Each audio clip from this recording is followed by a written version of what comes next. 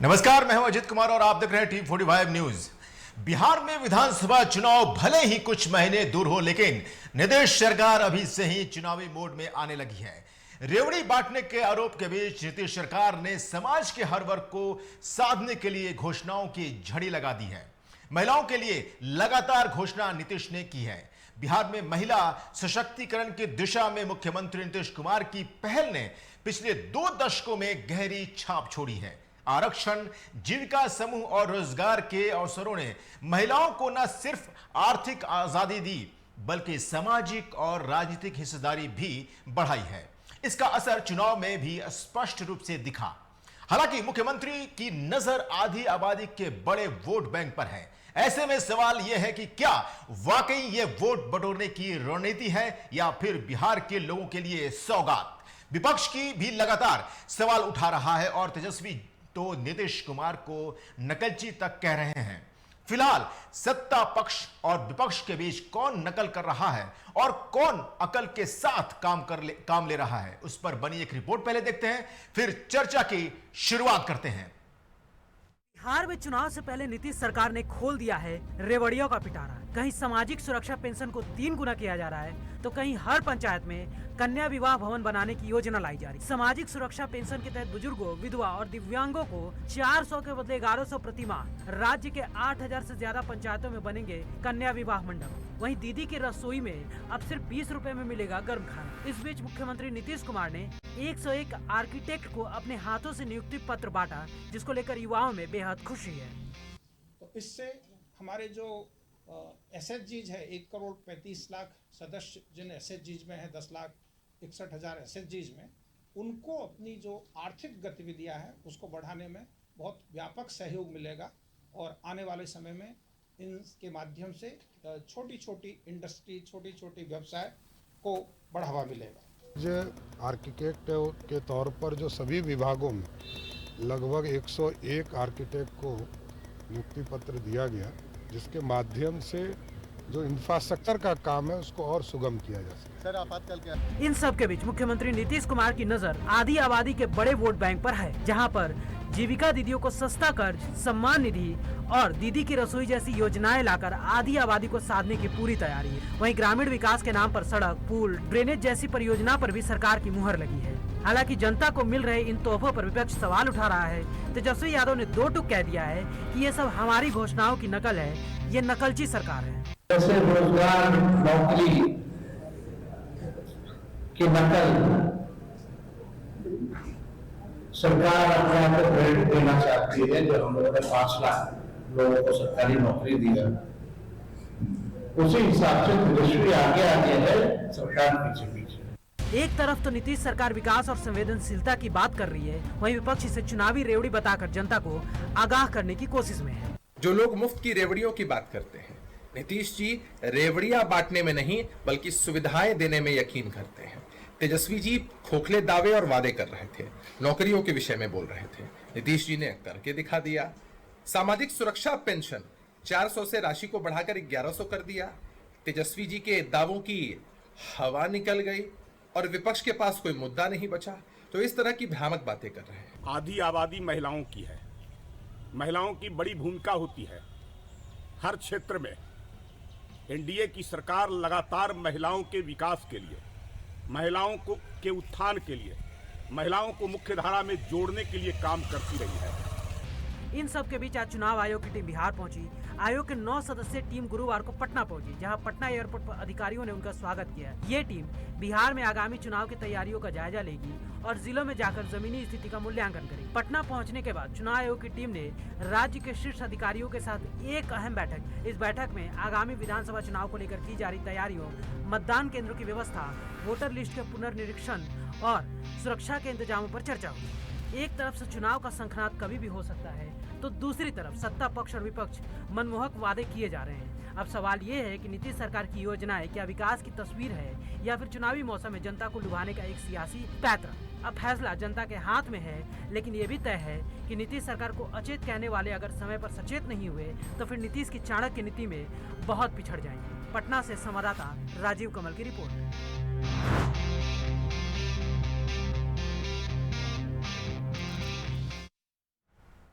तो योजनाओं की बौछार, चुनाव है सरकार, इस पर बहस के लिए हमारे साथ जो मेहमान जुड़ चुके हैं उनसे आपको रूबरू करा देते हैं। सोनाली आनंद हैं जन स्वराज पार्टी से, नितेश सिंह, किशोर कुणाल हैं जेडीयू से, मोहम्मद अरशद है कांग्रेस से और संजय वर्मा वरिष्ठ पत्रकार हमारे साथ जुड़ चुके हैं। आप सभी का टीवी 45 पर स्वागत है सर। आपका भी बहुत बहुत धन्यवाद। मोहम्मद अरशद साहब, आप ही से शुरू करते हैं। आपके पार्टी के वरिष्ठ जो हैं मल्लिकार्जुन खड़गे ने बड़ा बयान दे दिया है, बवाल भी मचा दिया है, कह गया कि बिहार तो छोटा मोटा राज्य है। तो अगर छोटा मोटा राज्य है सर, तो फिर आप चुनाव मत लड़िए या फिर कांग्रेस को ही पूरा मतलब आरजेडी को ही लड़ने दीजिए, उनसे सीट को की मांग क्यों कर रहे हैं फिर आप लोग? जब इतना सीरियस आपके लिए नहीं है चुनाव, तो फिर क्यों इतना बवाल मचा रखे हैं? जी अरशद साहब बोलिए सर। सर, सबसे पहली बात है, हमारे राष्ट्रीय अध्यक्ष ने जो बोला जी, वो बिहार के लिए नहीं बोला। बोला कि बिहार जैसे काफी राज्य हैं, उसमें बिहार भी है और बिहार है और बिहार में हम लोग गठबंधन के साथ में मिलकर चुनाव लड़ रहे हैं और विपक्ष का काम है इसको मसाला दे के मतलब मिलाने का काम, करने का काम है। अच्छा जी, ऐसा बात उन्होंने नहीं कहा है जी जी। मतलब ये मुद्दा नहीं है आपके लिए जो कहा उन्होंने? जी, जो उन्होंने कहा, खड़गे साहब ने जो बोला है, उससे आपको लगता है कि इससे कुछ असर नहीं पड़ेगा चुनाव में?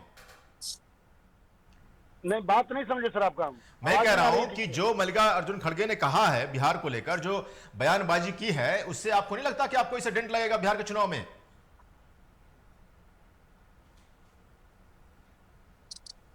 मेरी आवाज मिल रही है सर आपको?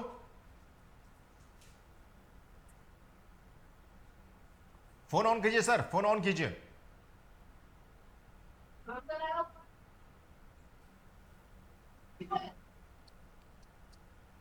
चलिए सर, आप पहले कनेक्ट होइए ठीक से, फिर आपसे बात करते हैं। जी किशोर कुणाल जी, आपने रथ यात्रा तो चला दी है और पूरी कोशिश है कि महिला सशक्तिकरण के जरिए आप जो शक्ति हासिल करें उससे दोबारा सत्ता पे काबिज हो। क्या लगता है कि इस बार फिर से महिलाओं का साथ मिलेगा और आपकी सरकार फिर से बनेगी? देखिए अजीत जी, 2005 से जब मुख्यमंत्री महोदय ने मुख्यमंत्री पद की शपथ ली थी पहली बार, तभी से उन्होंने हर क्षेत्र के लिए, हर वर्ग के लिए और हर समुदाय के लिए काम करना शुरू किया था। आपको याद होना चाहिए या बिहार की जनता को याद होना चाहिए कि जहानाबाद में एक शिकारिया नाम का जगह है, ग्राम पंचायत है, जहाँ पे उन्होंने आपकी सरकार आपके द्वार के नाम स्कीम से जो नक्सल अफेक्टेड एरियाज थे उसके लिए उन्होंने विकास का एक अलग से मार्ग खोला था। जो महिला सशक्तिकरण की बात करेंगे तो 2006 के चुनाव में ही उन्होंने महिलाओं को पंचायती राज में 50% आरक्षण देने का काम किया और तब से यह प्रक्रिया लगातार चलती रही है और हर दिन हर समय मुख्यमंत्री जी 24 घंटा बिहार की बेहतरी के लिए हमेशा काम करते रहे हैं और यह सिलसिला लगातार चलता रहेगा। और हम लोग चुनाव देखकर कोई योजना नहीं बनाते हैं। आपने देखा होगा कि मुख्यमंत्री महोदय कई बार यात्रा किए हैं अलग अलग समय पर और हर यात्रा का एक उद्देश्य रहा था और हर एक यात्रा के बाद एक सौगात बिहार को मिला है। पिछली बार उन्होंने प्रगति नहीं सर, बिल्कुल अभी सौगात जो आप लोगों ने दीदी रसोई 20 रुपए में थाली मिलेगी उसको आपने लॉन्च किया है। इसके अलावा विवाह मंडप निर्माण के लिए एक बड़ा स्कीम आपने लॉन्च किया है। ये सब तो दिखाता है कि बिहार की महिलाओं को आप फिर से एकजुट करना चाहते हैं और उस शक्ति को, उस नारी शक्ति के जरिए फिर से सत्ता हासिल करने की आपकी कवायद शुरू हो चुकी है। तो इसमें लाजमी है कि एक तो आपको पता है कि बिहार की महिलाओं का साथ आपको हमेशा 2 दशकों से मिलता रहा है क्योंकि आपने बहुत सारे स्कीम्स लॉन्च किए हैं जिसका फायदा महिलाओं को हो रहा है, इसमें कोई दो राय नहीं है। तो क्या इस बार जो आप महिला शक्ति रथ को रवाना कर रहे हैं उसके पीछे भी रीजन तो यही होगा ना, कारण तो यही होगा कि आप फिर से इस महिला शक्ति को एकत्रित करें और सत्ता से विपक्ष को फिर से दूर रखें? देखिए, महिलाओं का सशक्तिकरण एक दिन का काम नहीं होता, उसका फेज वाइज प्रोसीजर होता है। जिस महिला को आधी आबादी भी नहीं समझी जाती थी उसको हम लोगों ने पूरा हक देने का काम किया है। और अभी जो मंडप योजना है, मुख्यमंत्री कन्या मंडप योजना, तो आप माननीय मुख्यमंत्री जी के विजन को समझे। पूरे देश में पहला स्टेट होगा बिहार जहाँ हर पंचायत में एक आलीशान विवाह भवन होगा जिसमें गरीब अमीर छोटे बड़े अच्छे बुरे सबके बेटियों का शानदार शादी संपन्न हो पाएगा। अभी के डेट में कई परेशानियां होती है, कई लोग ऐसे होते हैं जिनकी इच्छा होती है, शौक होता है कि हम अपने बच्चे की शादी ढंग से करें, लेकिन जगह के अभाव में या फिर अन्य किसी कारण से, रास्ता के अभाव में वो ढंग से काम नहीं कर पाते हैं, तो उन्हें एक शानदार विवाह मंडप योजना मिलेगा, जिसमें उस पंचायत के, और सबसे बड़ी बात है कि उस मंडप के संचालन ठीक है सर, ठीक है किशोर कुणाल जी, किशोर कुणाल जी आपकी बात समझ में आ गई। मैं लौटता हूं आपके पास।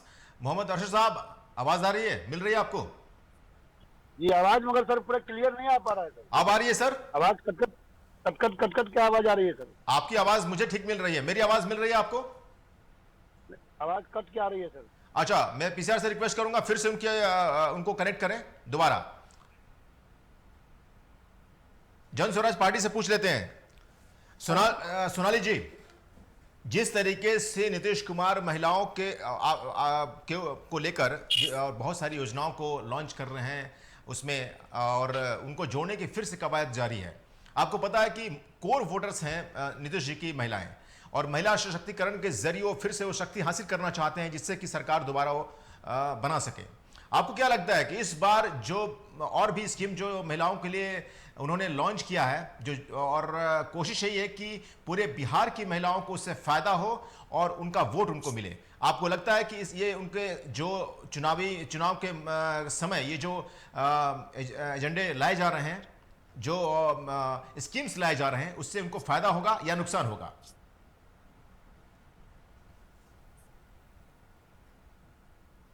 आपकी आवाज ऑडियो ऑन कीजिए, ऑडियो ऑन कीजिए। जी बिल्कुल, बोलिए मैम। देखिए, जो भी तत्कालीन घोषणाएं की गई है बिहार सरकार द्वारा, यानी जेडीयू जो तत्कालीन सरकार है इनके द्वारा, तो ये तो हम जानते हैं कि उनका एजेंडा क्या है। एजेंडा यही है कि ज्यादातर लोगों को लुभाना और उनकी तरफ अपना ध्यान आकर्षित करना, और साथ में ये मैसेज देना कि सरकार आपके लिए काम कर रही है। सरकार ने काम किया है, बट सवाल अब ये है कि जो योजनाएं अभी तक लोगों तक पहुंची उसका प्रभाव जी लोगों के जीवन पर कितना रहा। अभी हम डिबेट में अभी जो हम इस मुद्दे पर बात कर रहे हैं कि बिहार सरकार महिलाओं को लेकर चलती है, और ये शुरू से हम जानते रहे हैं जीविका या फिर जो 50% की आबादी है वो नीतीश कुमार शुरू से ही टारगेट करते हुए चले आ रहे हैं, क्योंकि उन्हें पता है कि 50% या ये आधी आबादी को छोड़कर आप उन्हें आगे नहीं बढ़ सकते। उनका टर्न आउट जो परसेंटेज कहते हैं वो भी ज्यादा है कंपेरेटिव मेल के। तो कहीं ना कहीं जो भी कदम लिए जा रहे हैं वो अपीजमेंट का कदम है, लेकिन बात यहाँ पे ये है कि आप जो भी स्टेप्स उठाते हैं वो बिल्कुल शॉर्ट टर्म स्टेप्स हैं, शॉर्ट टर्म इनिशिएटिव्स हैं।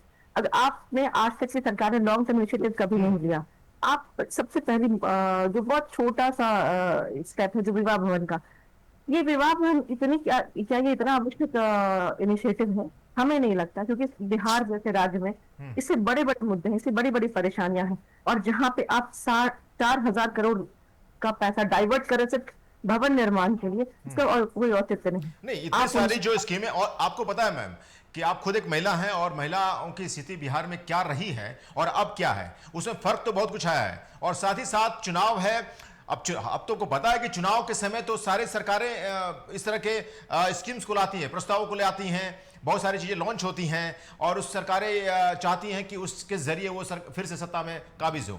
तो इसमें तो कोई गलत बात तो है नहीं, और इससे अगर महिलाओं को फायदा हो रहा है, आपको पता है कि कोई भी जब स्कीम लॉन्च होती है तो उसको तुरंत कोई नहीं बंद कर सकता, तो इससे कहीं ना कहीं तो महिलाओं को फायदा होगा ही। महिलाओं को क्या फायदा होगा? जैसे अगर आप जैसे मैंने कहा भवन निर्माण, क्या आप 4,000 करोड़ के नहीं, अभी जो लॉन्च हुआ है दीदी रसोई में 20 रुपए में थाली मिलेगी, इससे क्या पूरे जनता को फायदा नहीं होगा? और इसके अलावा जो मंडप विवाह निर्माण के तहत जो चीजें बनाने की बात की गई है, उससे क्या उस गांव में या फिर उस कस्बे में उनको फायदा नहीं मिलेगा सामाजिक स्तर पे? दीदी के रसोई का प्रोग्राम आज का नहीं, ये बहुत पुराना प्रोग्राम, आज से 5 से 6 साल पहले इस प्रोग्राम को लॉन्च किया गया था।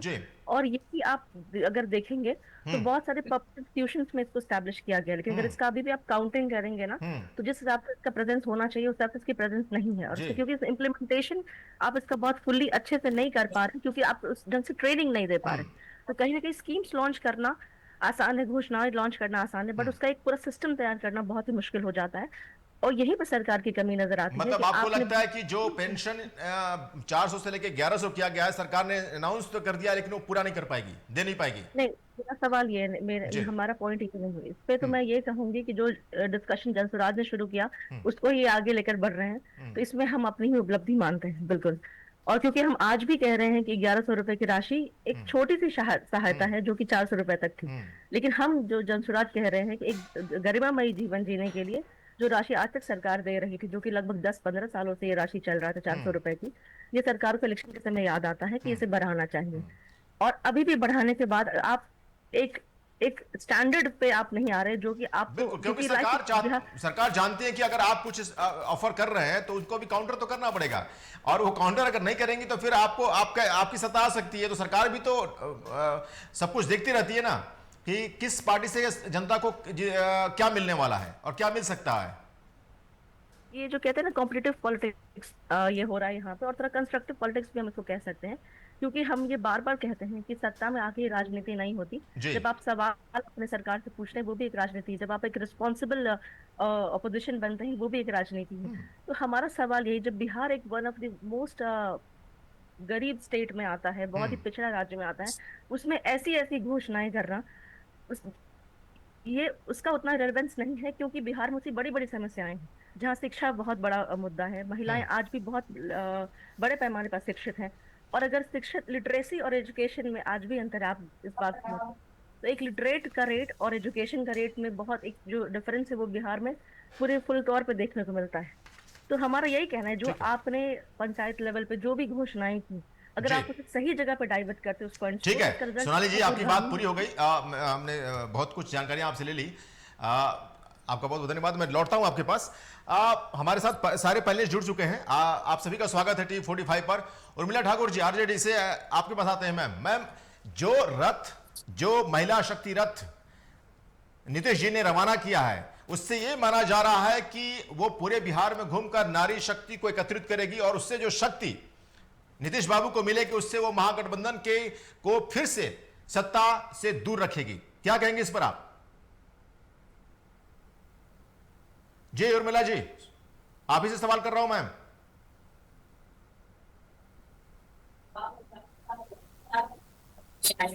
जी मैम, आप ही सवाल है जी। मैं कहना चाहती हूँ कि 20 सालों में जब नीतीश बाबू, सवाल आपने सुना मेरा? पूछ रहे हैं ना, मेरा सवाल सुना आपने? मैम सवाल सुना आपने मेरा? सवाल जी, मैं सवाल रिपीट करता हूं मैम, मेरे सवाल सुन लीजिए पहले। मैं ये कह रहा हूं कि जो महिला शक्ति रथ नीतीश जी ने रवाना किया है, उससे ये माना जा रहा है कि जो शक्ति महिलाओं को जो एकत्रित करने वाले पूरे बिहार में, उससे जो महिला शक्ति के जरिए उनको जो पावर या शक्ति मिलेगी, उससे वो महागठबंधन को फिर से सत्ता से दूर रखेंगे। नहीं, ऐसी कोई बात नहीं है।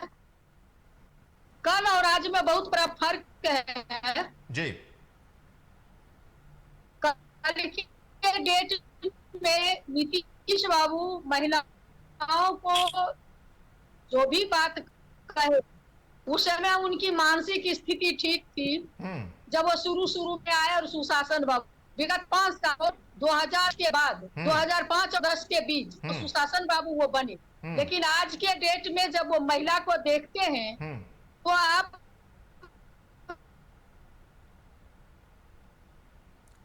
अपना वीडियो ऑन कर लीजिए मैम। आवाज सही से नहीं आ रही है सर। हाँ, आपकी आवाज सही से नहीं आ रही है। ऑडियो वीडियो ऑन कीजिए फिर से मैम। चलिए मैं लौटता हूं आपके पास उर्मिला जी, फिर से आप कनेक्ट कीजिए। जी जी बोलिए मैम। वीडियो ऑन ही है। हाँ बोलिए मैम, बोलिए बोलिए। आवाज जा रही है? जी जी बिल्कुल आ रही है मैम, बोलिए।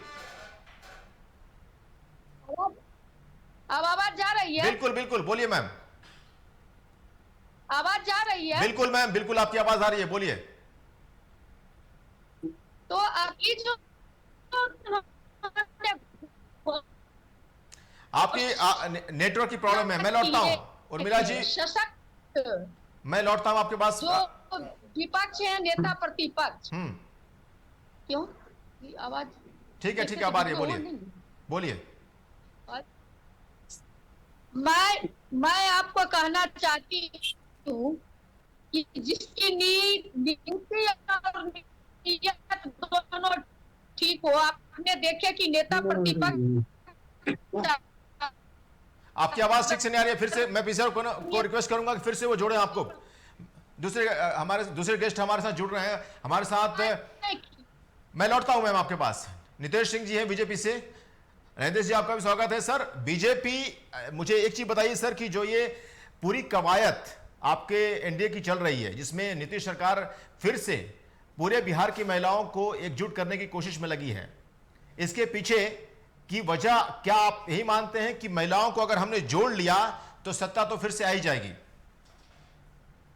बोलिए सर।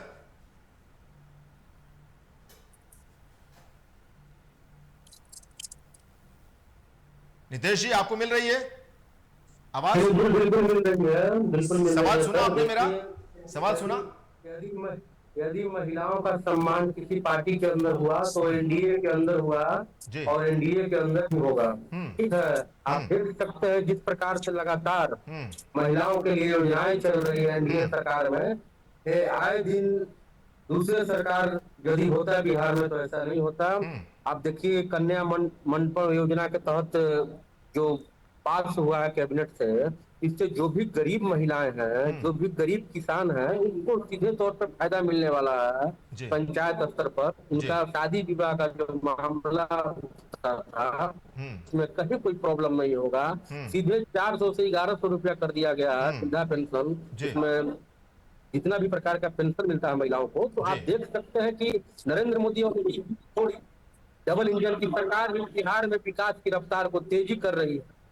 नहीं, और विपक्ष सर, नितेश जी, विपक्ष का मानना है कि जो डबल इंजन की आप सरकार कह रहे हैं उसमें डबल इंजन नहीं है। डबल इंजन तो है लेकिन दोनों इंजन जो है एक दूसरे के विपक्ष में है, और जिस कारण से पिछले 5 से 7 सालों में ना जो रफ्तार है विकास की वो धीमी हो गई है, क्योंकि एक दिशा में दोनों इंजन काम नहीं कर रहे हैं बल्कि एक दूसरे के विपक्ष में काम कर रहे हैं इंटरनली। बिहार में विकास का गंगा बह रहा है, महिलाएं भी अमन चैन से रह रही हैं और वो भी लोकतांत्रिक तरीके से।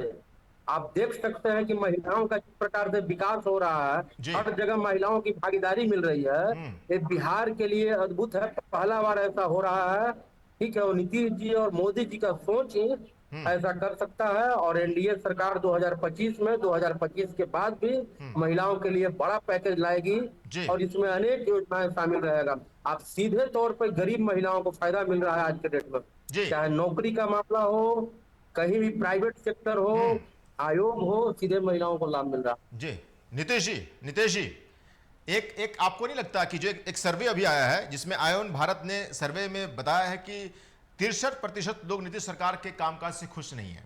उसमें कारण बताया गया है कि जैसे मुद्दे भ्रष्टाचार हुआ, भूमि विवाद हुआ, बेरोजगारी हुई, ऐसे मुद्दे उसमें हाईलाइट किए गए और बताया गया है कि बहुत सारे ऐसे लोग हैं जो नीतीश सरकार से खुश नहीं हैं। और साथ ही साथ एक चीज और आ रही है कि एंटी इनकम्बेंसी फैक्टर भी इस बार काम करेगा। पिछली बार भी कुछ किया था क्योंकि 20 साल हो चुके हैं आपकी सरकार को। तो क्या लगता नहीं है कि बीजेपी को भी इससे नुकसान, नीतीश जी के एंटी इनकम्बेंसी वाली जो इमेज बन रही है धीरे धीरे, उससे बीजेपी को भी नुकसान होगा?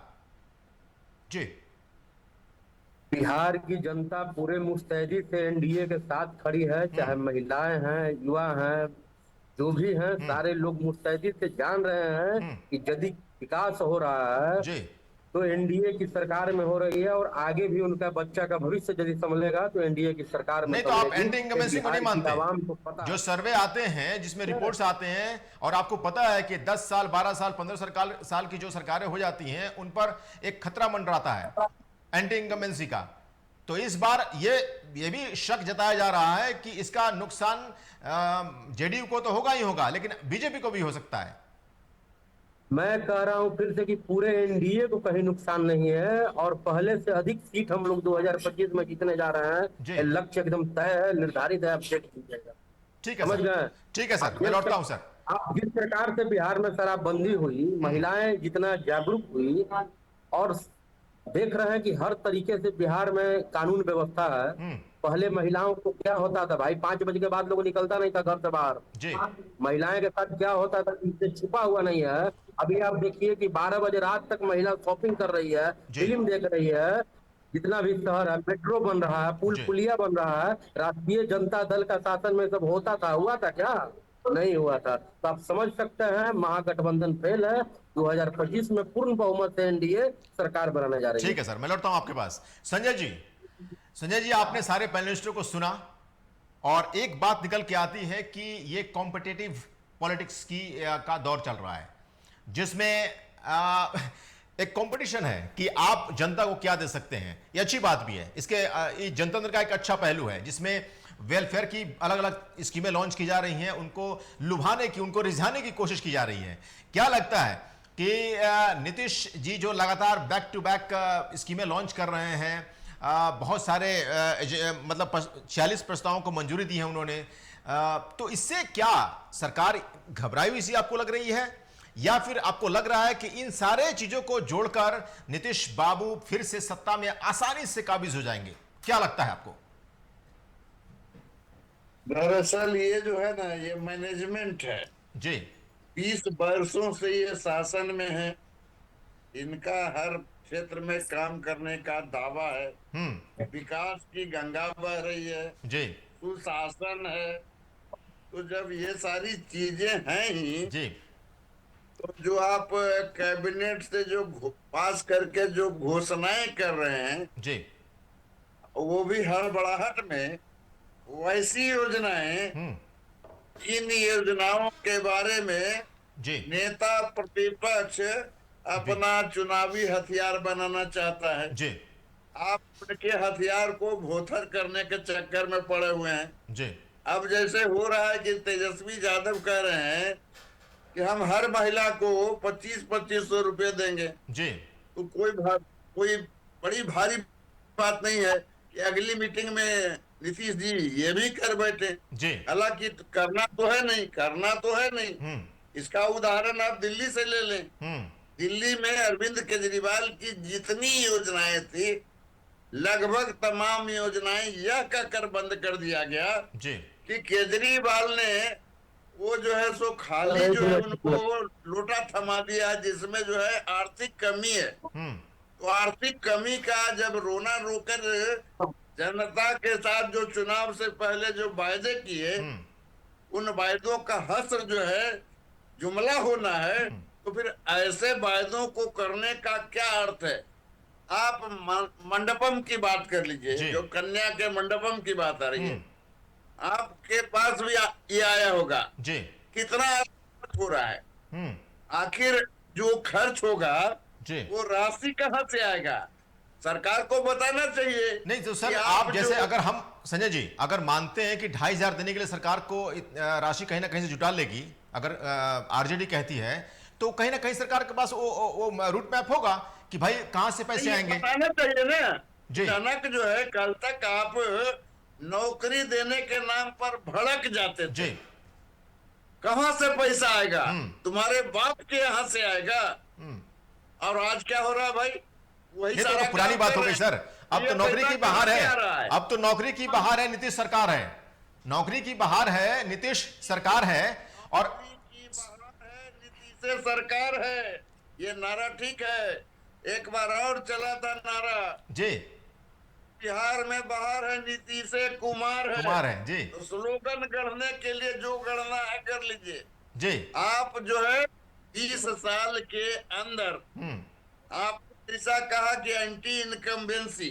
जी तो एंटी इनकम्बेंसी बिल्कुल नेचुरल है बिहार के अंदर और एंटी इनकम्बेंसी का जो भाजपा हो या जदयू हो वो तमाम लोगों को खामियाजा भुगतना पड़ेगा ठीक है सर अब एक मेन मुद्दे पे आते हैं सर तो मैं आपको याद दिला दूं जी अटल बिहारी के प्रधानमंत्री जब चुनाव आए थे तो उनको सब कुछ अच्छा लग रहा था जी साइनिंग इंडिया का नारा दिया गया था फील गुड का नारा दिया गया था तो ये साइनिंग इंडिया और फील गुड में जदयू और भाजपा वाले तो हैं लेकिन जनता जो है डार्क इंडिया डार्क बिहार फंसी हुई है और इस तरह के जो झुंझुना अब आपको मैं थोड़ा सा ले जाता हूँ बोर्ड आयोग में नहीं बोर्ड आयोग से पहले एक सवाल और मेरे जहन में है सर संजय सर मेरे सवाल में मेरे जहन में एक और सवाल है जो मुद्दा मेन आज है हमारा जो मुद्दा है कि महिला सशक्तिकरण को लेकर जो सीएम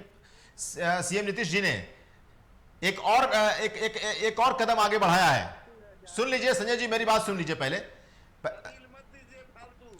जी हमको भी समझ लीजिए। मैं सबके पास आऊंगा, प्लीज मैं सबके पास आऊंगा, और संजय जी को बोलने दीजिए। संजय जी से मेरे कई सवाल हैं, अभी मैं उस पर आ जाता हूं, उसके बाद आप लोगों के पास लौटता हूं। संजय जी, मेरा सवाल यह है कि सर, नीतीश बाबू की जो कोर वोटर्स हैं वो महिलाएं हैं, और महिला सशक्तिकरण की बात लगातार वो करते रहे हैं, और शुरुआत के 10 साल में, 2 टेन्योर में उन्होंने महिलाओं के लिए बहुत कुछ किया है, अभी भी लगातार कर रहे हैं।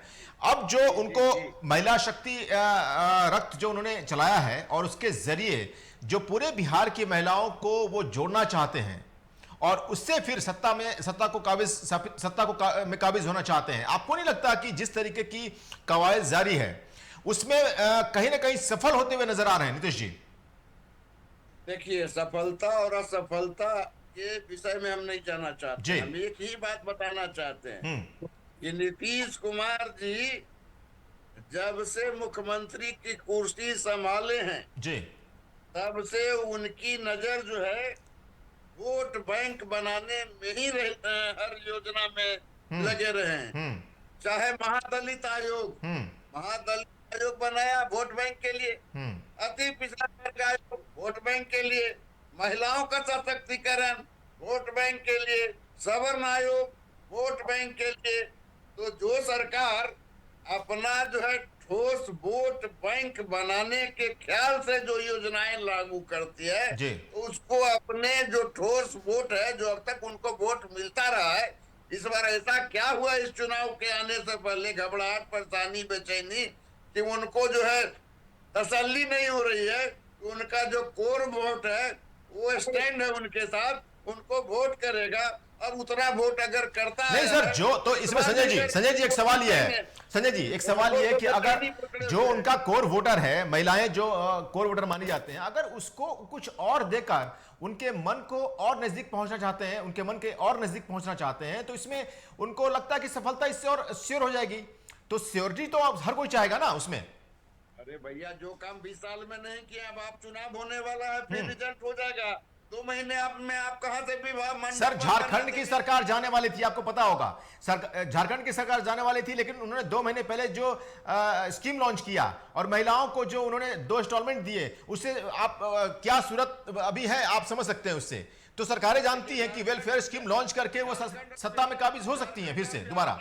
झारखंड और बिहार की जो सूरत है वो डिफरेंट है। वहाँ क्लियर कट स्पष्ट था, गवर्नमेंट को भी भरोसा था कि हम फिर आएंगे, को लॉन्च किया। नहीं सर, उसमें भरोसा तो गवर्नमेंट को नहीं था। इनकी जो सरकार है, इनकी सरकार जब बनती है तो क्यों लागू नहीं करते हैं? आज नीतीश कुमार के फायदों की जो हम लोग बात कर रहे हैं, जो वो झड़ी लगा रहे हैं, प्रधानमंत्री जी भी लगातार देश को छोड़ करके बिहार में उनको प्रवास कर जाना चाहिए। वो 5 बार बिहार आए हैं और वायदों की झड़ी लगी है। तो यदि आपने काम किया है तो फिर बार बार ये वायदे और कैबिनेट से भारी भरकम झुंझुना, इन सब चीजों का सहारा लेने की सरकार को क्यों आवश्यकता पड़ रही है? कहीं ना कहीं बेचैनी है सर। ये तो सारी सरकारें करती हैं, चुनाव से पहले सारी सरकारें अपनी उपलब्धियों, सर संजय जी आपको पता है कि सारी सरकारें चुनाव से पहले अपनी उपलब्धियों को गिनाती हैं, तो इसमें हर्ज नहीं है। इसमें कौन सा ये नया चलन है या फिर नई बात है? इसमें तो सारी सरकारें इस चीज में उपलब्धियां गिनाई है, कोई दिक्कत नहीं है।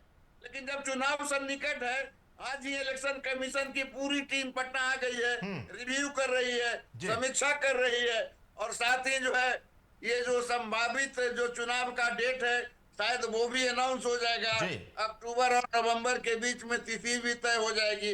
इस बीच आप जो है धड़ाधड़ अपनी योजनाओं को आप जो है लॉन्च कर रहे हैं, जिन योजनाओं को नेता प्रतिपक्ष तेजस्वी यादव अपने तरफ से उठाते रहे कि अगर हमारी सरकार बनेगी तो। हाँ, तो अच्छी बात है ना सर, वो तो सत्ता की पूरी गारंटी के साथ। मतलब संजय जी अगर सरकार विपक्ष की बातों को सोच के, सुन के, समझ के और स्कीम को लॉन्च कर रही है, तो इसका मतलब कि अपनी कुर्सी को सियोर कर रही है। आप इतिहास गवाह है कि इस तरह की जब चीजें की गई हैं तो वो सत्ता उन्हीं को मिली है जिसकी सत्ता रही है। तो इसमें तो नीतीश सरकार सफल नजर आते हैं। सरकार बचाओ स्कीम है, सरकार तो अच्छी बात है। तो हर सरकार अपनी सरकार कुर्सी बचाना चाहती है, इसमें कुछ नया नहीं है। ठीक है सर, मैं लौटता हूँ। उनको सरकार स्कीम सरकार बचाओ स्कीम बनाने का उनको हक है पूरा। बिल्कुल बनाए सरकार, सारी सरकारें करती हैं सर, इसमें कोई बड़ी बात नहीं है। ठीक है सर, लौटता हूं सर आपके पास। संजय जी मैं लौटता हूं सर। मोहम्मद अरशद साहब, आपको आवाज मिल रही है मेरी? अरशद जी सर रेवड़ी पर बात कीजिए, रेवड़ी पे बात करते हैं सर। आपने जो रेवड़ी दी है सर, आप जो अनाउंसमेंट कर रहे हैं उसको सोच समझ के बहुत ही स्मार्ट तरीके से जेडीयू जो है उसको, या एनडीए कहें, उसको सोच समझ के लॉन्च कर रही है और आपको मुद्दा विहीन करते जा रही है, तो आपको संभलने का मौका नहीं मिल रहा है सर। सर अभी मुख्यमंत्री जी बौखला के और एकदम बेचैन भारत होके एनडीए गठबंधन रेवड़िया बांट रही है जी। 400 को 1100 पंचायत विवाह भवन बनाना। जे भैया पहले तो बिहार में शिक्षा दीजिए, पहले रोजी दीजिए, रोटी दीजिए, मकान दीजिए। हर आदमी को रोजी रोटी मकान चाहिए कि हर आदमी को पंचायत विवाह भवन चाहिए। आप सत्ता आपकी जाने वाली है, इसलिए आप रेवड़िया बांटते जा रहे हैं। ये सब चलेगा नहीं। आप कितना भी रेवड़िया बांटिएगा, जनता या महिला आपको वोट नहीं देने वाली है, आपको जाना तय है।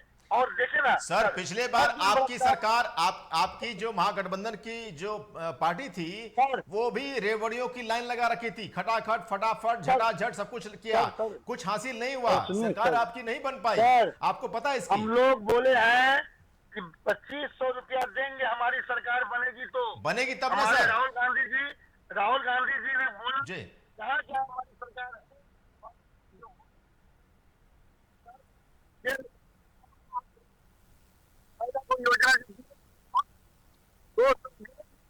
बिजली फ्री होगा। सर बिहार में लोग बिजली जला रहे हैं, इतना महंगा, और हम लोग कांग्रेस पार्टी या जितनी महागठबंधन, हम लोग सभी लोग स्मार्ट मीटर के विरोध में लड़ाई तक लड़े। नहीं सर, आप जो भी अरशद साहब सुन लीजिए, मेरी बात सुन लीजिए।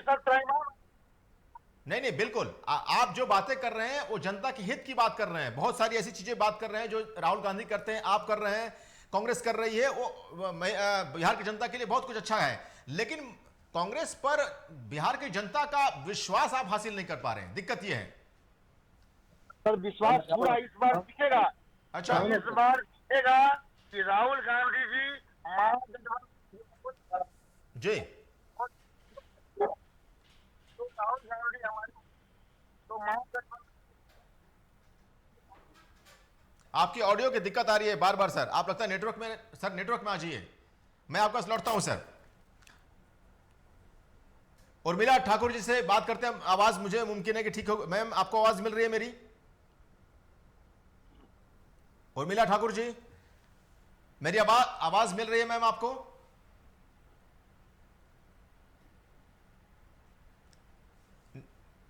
किशोर कुणाल जी, मैं लौटता हूं मैम। आप उनको मेरी रिक्वेस्ट है कि उनको उर्मिला जी को फिर से जोड़िए आप।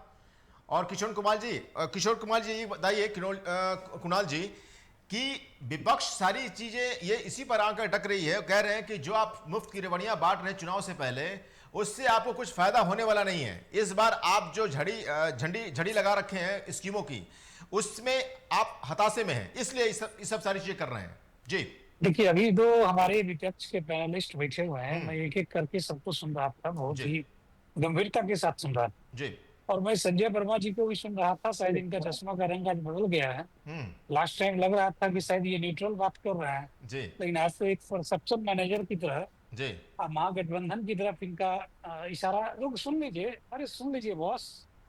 मैं लौटता हूँ संजय जी बोलने दीजिए इनको। आपके समय इन्होंने नहीं बोला था, बोलने दीजिए, बोलिए सर। मैं इंटरप्ट नहीं किया था, सुनिए। जब बात करते हैं ना, जब टैग लगाते हैं वरिष्ठ पत्रकार का, तो बात भी वरिष्ठ पत्रकार जैसी होनी चाहिए। आप सुनिए, हमारे अजीत बाबू को न्यूट्रल कमेंट करते हैं।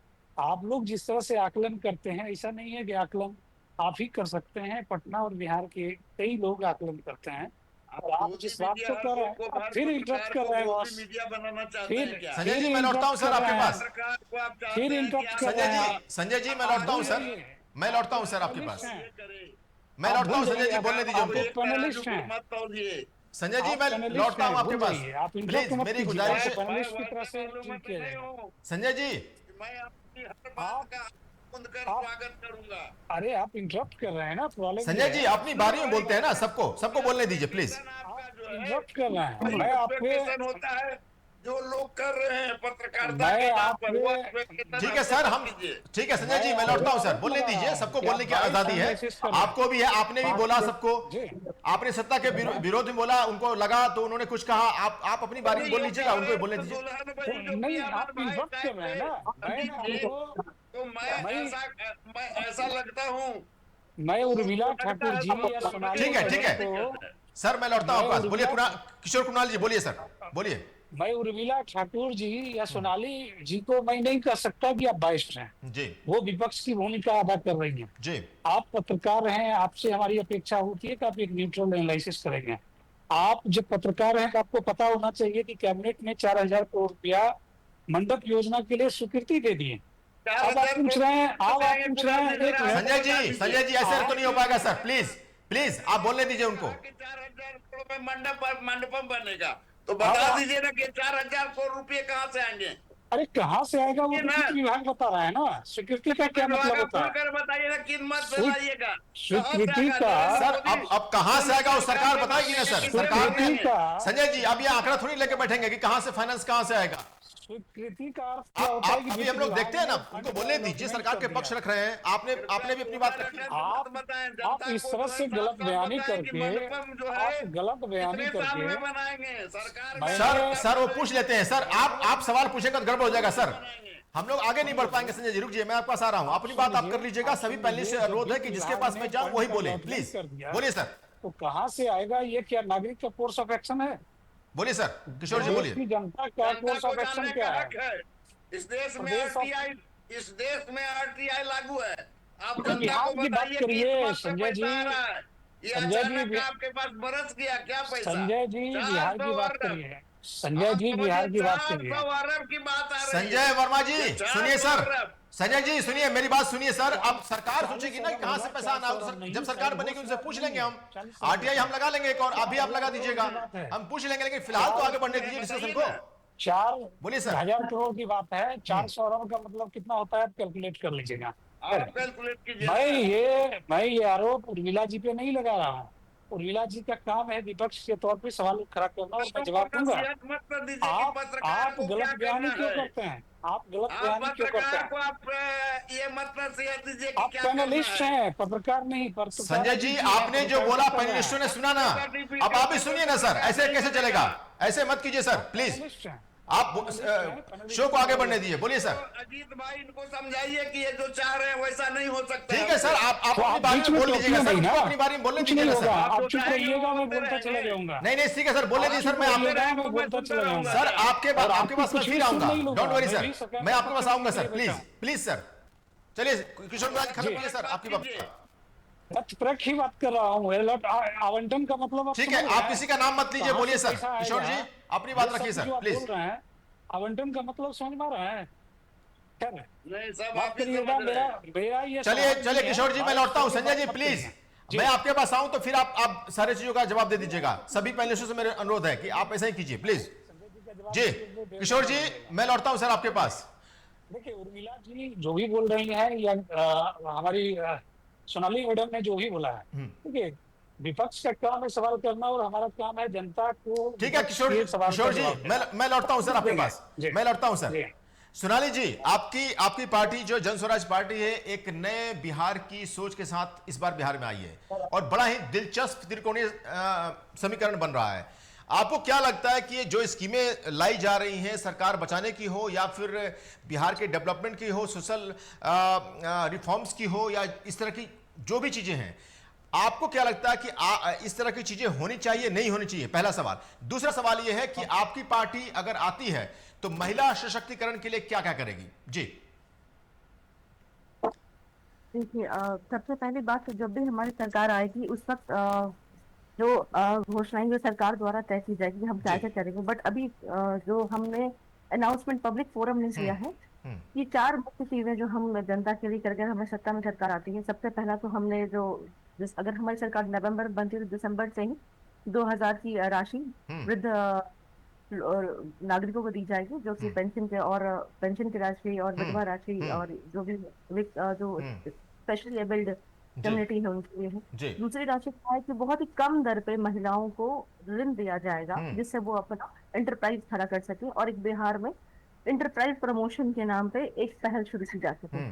तीसरा काम हमारा ये है कि हमने ये भी एक घोषणा की है जो कि हमने बहुत सारे प्लेटफॉर्म से बोला भी है कि एजुकेशन सिस्टम को सुधारने का काम एक दिन का नहीं है, उसमें एक समय, एक दशक का समय लग जाएगा अगर हम पूरे सिस्टम को रिफॉर्म करने की बात करते हैं। तो जो इमीडिएट जो गैप होगा हमारा प्राइवेट स्कूल में शिफ्ट करने के बच्चों का, वो गैप सरकार फिल करेगी। तो हमारी ये योजनाएं हैं। और दूसरी चीज, रिफॉर्म समाज में आना ही चाहिए और हम यहाँ पे अगर पॉलिटिक्स में आए हैं तो अपनी कुर्सी के लिए नहीं, अपने लालच के लिए नहीं, जनता के लिए हम आए हैं। तो ये कहना बिल्कुल गलत होगा, सारी पार्टियां ऐसा करती हैं इसलिए हमें भी ऐसा करना चाहिए। इसमें गलत क्या है? गलत है जो ट्रेंड चल रहा है, इसका मतलब ये नहीं कि वो ट्रेंड सही है। और उसे जो सालों से 50 साल से अगर ये ट्रेंड चलता आ रहा है, 70 साल से, तो उस ट्रेंड को हम उस पर हम एक सर्टिफिकेशन या एक ठप्पा लगा देंगे, ट्रेंड सही है। मेन ये डेमोक्रेसी है और डेमोक्रेसी में जो जनता के हित में है वो इसमें काम होना चाहिए। सबसे पहली बात यही, जब बिहार एक बहुत ही पिछड़ा स्टेट है तो यहाँ पे हमें जो फाउंडेशनल गैप्स हैं, हम पहले उस पर काम क्यों नहीं करते हैं? जो हम बड़े बड़े वादे करते हैं जिसका कोई रेलेवेंस जमीन पे नहीं दिखता है। और हमारा ये जो हम गांधी के प्रिंसिपल पे चलते हैं या फिर अम्बेडकर के प्रिंसिपल पे हम चलते हैं, तो हमारा यही कहना है कि सोशल जस्टिस होना चाहिए और समाज में जो विकास होना चाहिए समान होना चाहिए। और यहाँ पे हम क्या देखते हैं, किसी एक वर्ग को आप अपीज करने के लिए किसी दूसरे वर्ग को नाराज करते हैं या किसी एक वर्ग को हमेशा किसी दूसरे से ऊपर रखते हैं। यहाँ पे समदर्शी जो एक सोच कहते हैं वो हमें सरकार की एजेंडाओं में नहीं दिखता है। और बिहार के परिप्रेक्ष्य में सबसे ज्यादा इम्पोर्टेंट है कि इक्वल डेवलपमेंट से ज्यादा इक्विटेबल डेवलपमेंट की आवश्यकता है। यानी जहाँ पे जिस चीज की आवश्यकता हो वहां पे वो चीजें देनी चाहिए। अगर आप देखें अभी भी हवाई अड्डे के नाम पे 59,000 करोड़ की प्रोग्राम को लॉन्च किया गया है कि आपको नहीं पता किससे अर्बन और रूरल डिस्पैरिटी के बढ़ावा होता है। अभी भी बिहार में अर्बनाइजेशन रेट बहुत ही कम है, ऑलमोस्ट 17 से 18% होगा मेरे मोर और लेस। तो क्या आपको लगता है कि शहरीकरण से ज्यादा इम्पोर्टेंट क्या है? आपको विकास पे ध्यान देना। और कभी भी हमारा अप्रोच जो होना चाहिए वो, चूंकि गांधी प्रिंसिपल भी कहता है कि बॉटम टू अप होना चाहिए, लेकिन हम क्या करते हैं, हम एक कैबिनेट रूम, एक मीटिंग हॉल में बैठते हैं, वहां से हमको लगता है कि अरे ये अनाउंसमेंट करने से हमारा ये इतना वोट सिक्योर हो जाएगा। तो बेसिकली हम वही अनाउंसमेंट करते फिर रहे हैं यहाँ पे। लेकिन यहाँ पे ये है कि आप अनाउंसमेंट से लोग आपको रजिस्टर नहीं करेंगे। अगर आपका काम लोगों के जीवन में प्रभाव नहीं डालता है तो लोग आपको अपने दिमाग में कभी रजिस्टर नहीं करेंगे। आप अनाउंसमेंट करते जाइए। आप याद करिए आरजेडी ने आज से 4-5 पिछले टर्म में ही 10 लाख नौकरी की घोषणा की थी। वो घोषणा लोगों को याद है, पर जमीन पे क्या दिख रहा है ये भी आप देख लीजिए। मोदी जी ने जब एक बार या केंद्र सरकार ने 5 लाख की घोषणाएं 15 लाख की घोषणा कर दी थी कि हम सारे ब्लैक मनी वापस लाएंगे, वो आया नहीं, बट वो स्टेटमेंट आज के लोगों के जहन में है। तो स्टेटमेंट्स जो आप याद रखते हैं और उसके खिलाफ जब आपके एक्शंस नहीं होते तो इसी को वादा खिलाफी कहते हैं। बिल्कुल ठीक है, वादा खिलाफी लोग याद रखते हैं। ठीक है मैम। नीतीश जी मेरी आवाज मिल रही है आपको? जी मिल रही है सर। नीतीश कैबिनेट की मंगलवार को जो बैठक हुई है उसमें 46 प्रस्तावों को मंजूरी दी गई थी। इसमें हर पंचायत में विवाह भवन बनाने का भी आदेश भी शामिल है। बिहार की सरकार इस योजना पर 40 अरब 26 करोड़ रुपए खर्च करेगी। अब सवाल यहां यह है कि इतना पैसा आप कहां से लाएंगे, जो बहुत सारे लोगों का सवाल है। ये सिर्फ संजय जी का सवाल नहीं है। बोलिए सर, ये सारे जो स्कीमें आप लॉन्च कर रहे हैं उसके लिए पैसा कहां से आएगा? क्योंकि कहा यह जा रहा है कि बिहार एक गरीब राज्य है, उसके पास डेवलपमेंट के लिए पैसा नहीं है, तो पैसा आएगा कहां से? जी, बिहार को विशेष राज्य से अधिक पैकेज मिल चुका है और आने वाले समय में मिलेगा भी, जो कि दिल्ली से मिलता है। ठीक है, तो डबल इंजन की सरकार है, इससे बड़ी बड़ी योजनाएं हैं, इससे ज्यादा करोड़ रुपया बिहार को मिल चुका है, आपको पता होना चाहिए। ये सब कोई मुद्दा नहीं है, विपक्ष का एक एजेंडा है, इससे कुछ नहीं होने जाने वाला है। बिहार की जनता समझ रही है और जो एनडीए सरकार कहती है वो करती है, तय है। जमीन पर काम होता है, हवाई काम नहीं कि जो मन में आया घोषणा कर दिए। जान रहे हैं सरकार में आएंगे नहीं, नई पार्टी है, बहुत प्रकार की बातें हैं।